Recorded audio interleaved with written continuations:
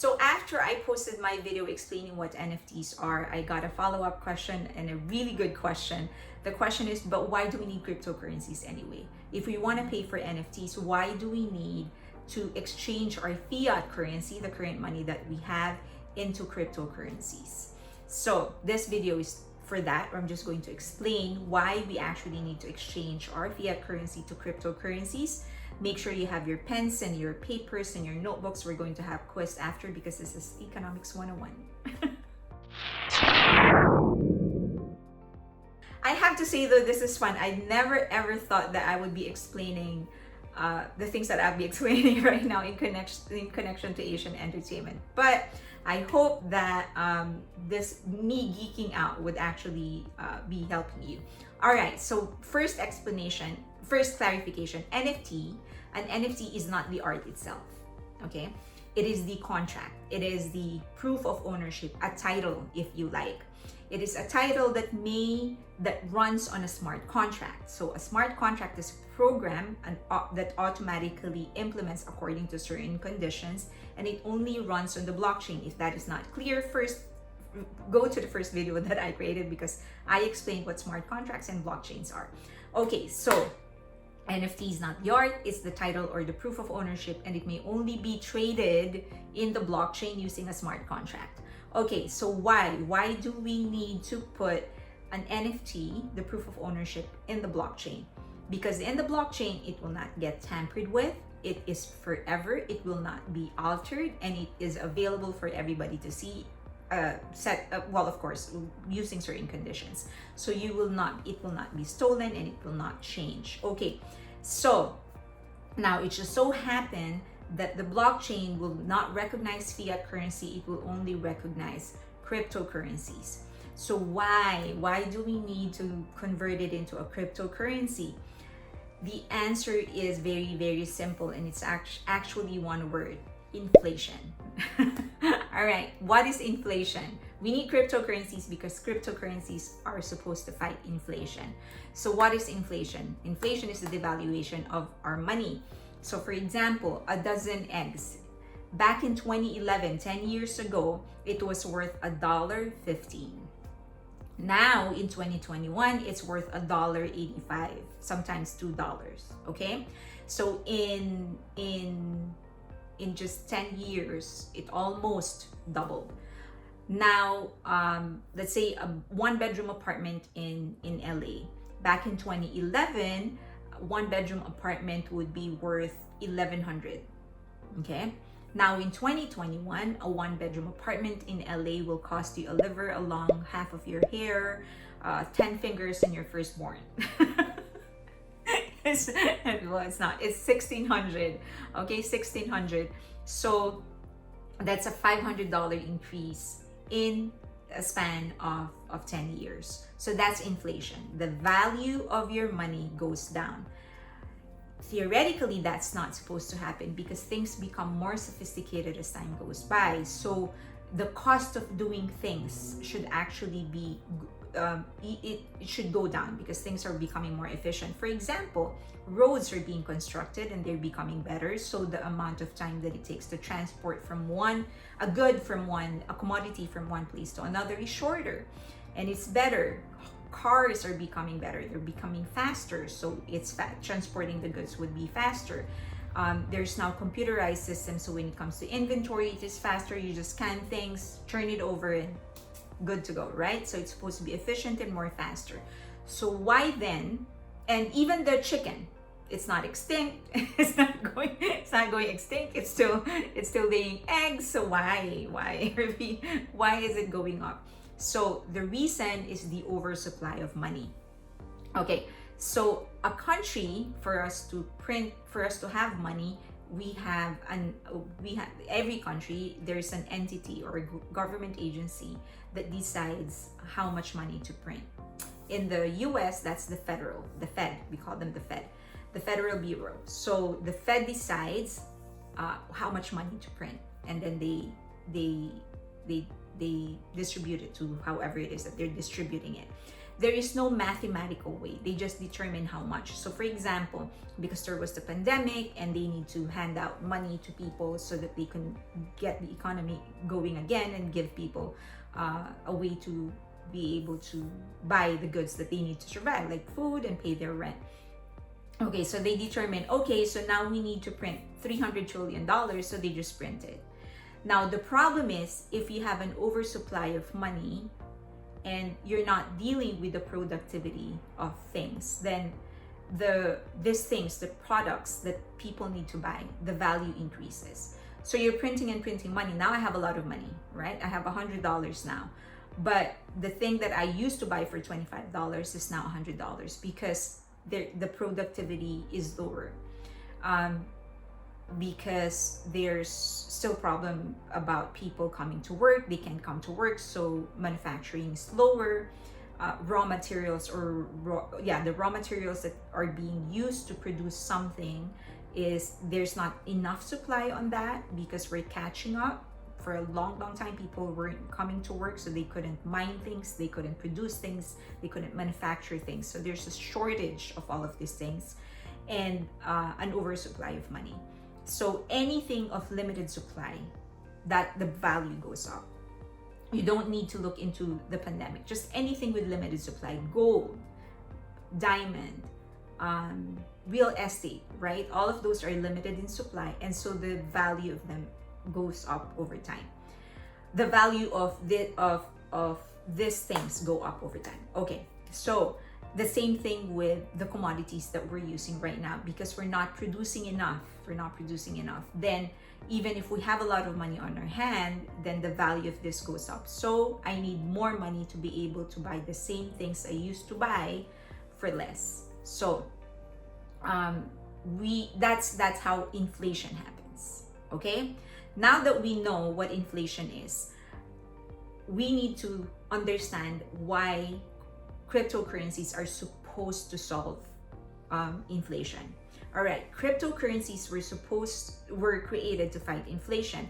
Satoshi Nakamoto, we don't know who he is. There's this one person, Craig Wright, who's claiming he is Satoshi Nakamoto, but he created Bitcoin, the very first cryptocurrency, because is that enough of the inflation? So he made Bitcoin.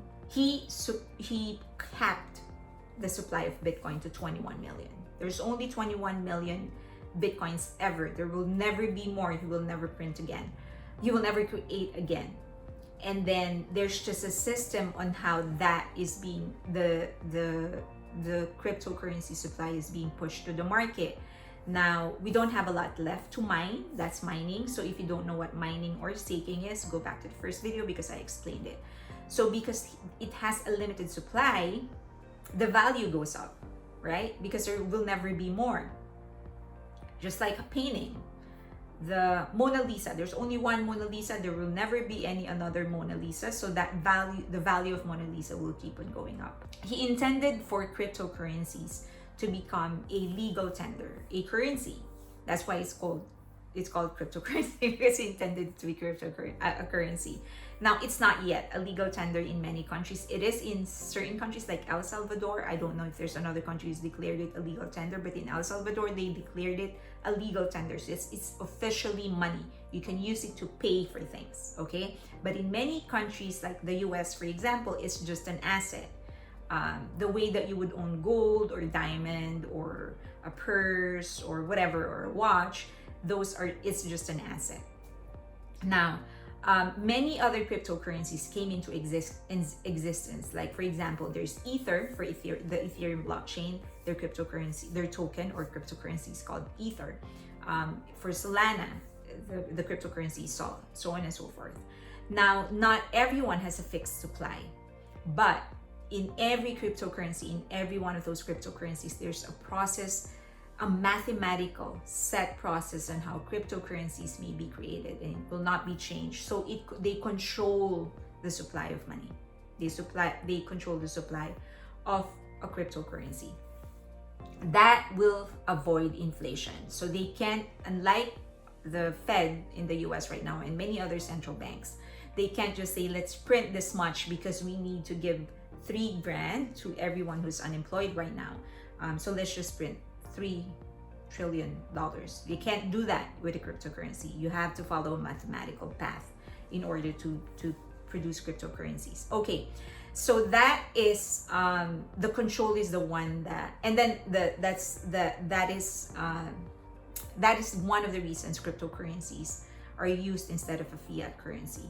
Second reason is that the blockchain will not recognize a fiat currency because it's paper money. How? It's a digital infrastructure, so you can't push. you can't give it fiat. It will not understand what it is. Now there's many governments that are starting to produce CBDCs, or central bank digital currencies, which is same as the fiat currency that we have, except it is in a digital form. You know this already. Like if you're transacting, if you're paying through your credit card, you don't see the money being transferred, right? But it's just one bank from another saying, hey, she has money and now it's being given to you. So that's the same concept. It's a digital currency. Now that the blockchain will be able to understand because it's digital, but it will not solve the problem of inflation. Okay. Now, why is cryptocurrency? Why are we saying cryptocurrencies are actually healthier for the environment than money?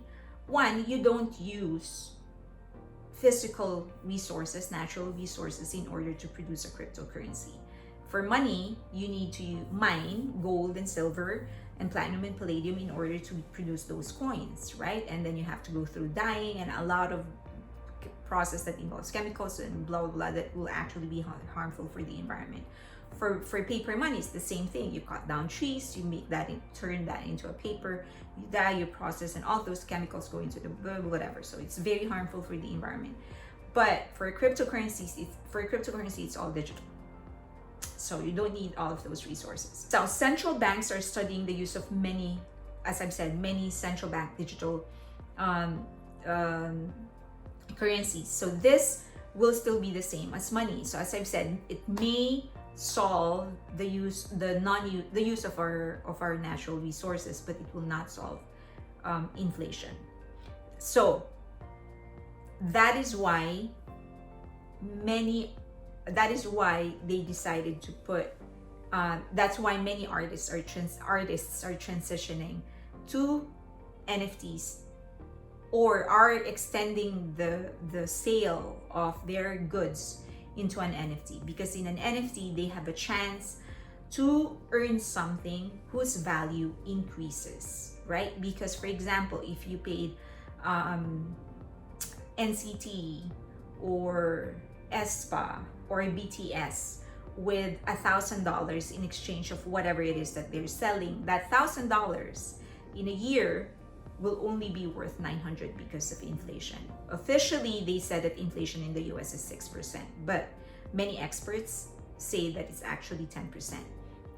So you pay them $1,000 in a year, that will only be worth 900. In another year, that will be worth 810, another year, so forth. So until it gets depleted. You pay them with a cryptocurrency. If they keep that in a cryptocurrency in a year, that's gonna go up. So $1,000 will translate into roughly 2 point something Ether, the token of Ethereum. And they're predicting that Ethereum is going to go up to 10,000 per Ethereum. So you pay them 10,000, right? Like you pay them let's just say two Ethereum. It's going to be worth 8,000 right now, more or less.